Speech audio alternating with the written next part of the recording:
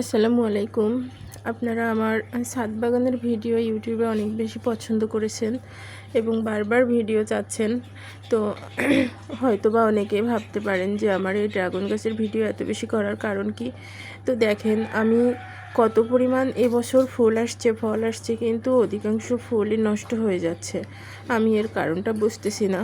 তো প্রচণ্ড পরিমাণে ফুল আসছে এবার, যে অন্য কোনো বছর এত বেশি ফুল আসে না, ফল হয় না, কিন্তু অনেকগুলো ফুল এবছর নষ্ট হয়ে যাচ্ছে। আমি ভাবতেও পারতেছি না যে কী জন্য এই ফুলগুলো নষ্ট হয়ে যাচ্ছে। কত বড় বড় হয়ে দেখেন ফুলগুলো সব নষ্ট হয়ে যাচ্ছে, হলুদ হয়ে পড়ে যাচ্ছে।